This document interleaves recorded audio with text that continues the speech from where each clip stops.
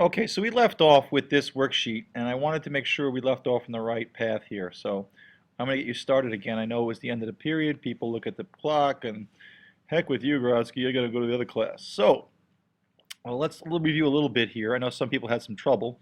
But when you break it down, R is equal to some constant times the concentration of a reactant. Let's say that reactant is Z. Okay, let's not use Z since Z is in one of the above. I'm just talking plain. Let's use the X we have here. Now, if X was first order, and we don't know until we look at the reaction, well, first order just means that the exponent is 1, meaning the concentration of X initially has to be what R is. Now, it's also times K, so it's not exactly, but the change. So whatever X is, R does. So if I was to make X equal to, let's make a number up, um, let's make it equal to 1 molar, we know we get some rate, whatever that number is, times the K. Now, if I change that number to 2 molar, because it's first order, wouldn't the rate double? Well, of course it would. So the first order means exponent to the first, and exponent to the first means you are what you are. So if you quadruple this times K, you quadruple this number. So that's what first order means. Now, second order, as I know a bunch of people had trouble, means that from the reaction, okay, this is squared. Okay?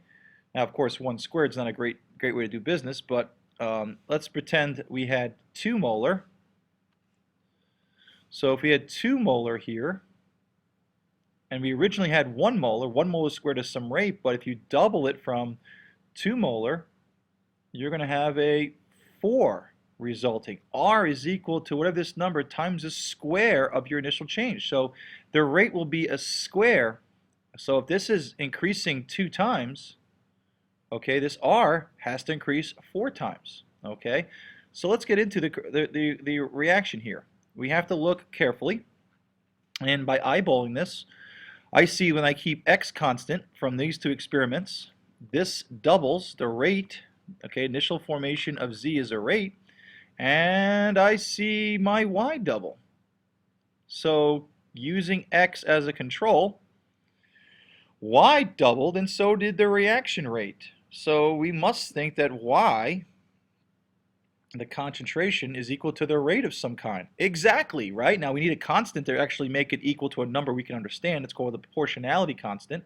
We use those in gas laws, but to the first power is Y itself. So we double Y, the R doubles. Whatever number's in here that from its initial, this happens. That's what that means. Okay? Now, we don't have a control for the other, so we're going to have to do some math here, and it's not very difficult. I'm going to walk you through it, okay, so you understand how you do it so the other side is possible.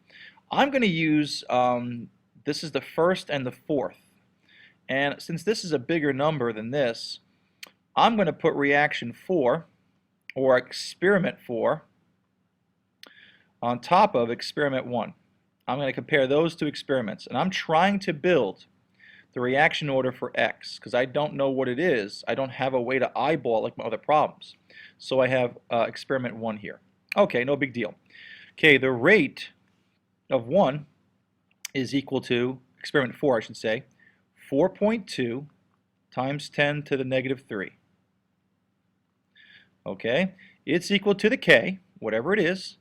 Now we know Y is to the first power, but I'm going to put X here. So X is our so X, the value of X we don't know, but we do know that we don't know its exponent, so I'm going to leave that as Y. And I know it's kind of confusing because that's Y, but let's make it some unknown, okay? And we can get through this. Now, the concentration of X, okay, above in experiment 4 is 0.6 molar, and Y is 0.6. We know that's to the first power, which is itself, so I'm not going to put that there. Okay, now the other experiment, experiment 1, has a rate equal to 7.0 times 10 to the negative 4.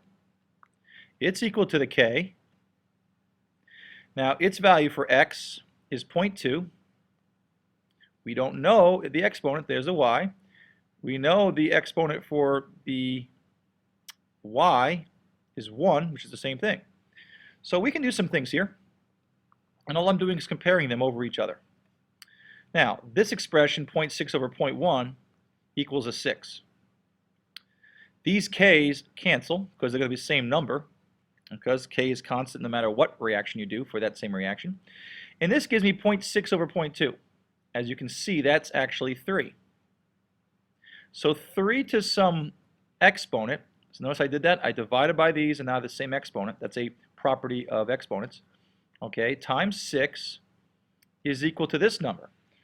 All right, well, 4.2, okay, to make this the same number, we'd go backwards, so this is really 42 times 10 to the third, 10 to the fourth. So if I make this number equal itself, and you put this in your calculator, well, what's 42 divided by 7? And you can see that's 6, right? So this number really is 42 times 10 to the negative 4. But if you don't see that, put in your calculator, and 42 divided by 7 is 6. So if you notice something, this is 6, okay, and I'm going to get rid of 6, so I divide both sides by 6, okay, and I'm left with 1 equals 3 to some power. Okay, so this, of course, 3 to what power is 1? Well, 3 to the 0 power is equal to 1. So we just figured out by comparing this that the order for x is 0. And that should scream to you. That should scream to you that, wait a minute, x is not, okay, in the rate determining step. Okay? So now you know the reaction orders, you can solve for the specific rate constant, and then you can select, we talked about today, what you think is the best mechanism that explains this reaction. And if I know I have an x is 0, that's telling me it's not one step, right? If x is 0, heck, it can't be just one step, because if it was one step, this would be squared. I need x to be in the rate determining step, as we talked about, the slowest step. So try that for size, okay? If you must, and I think you should go on and do the rest, okay? If you have problems, I will walk you through it, okay? Take care.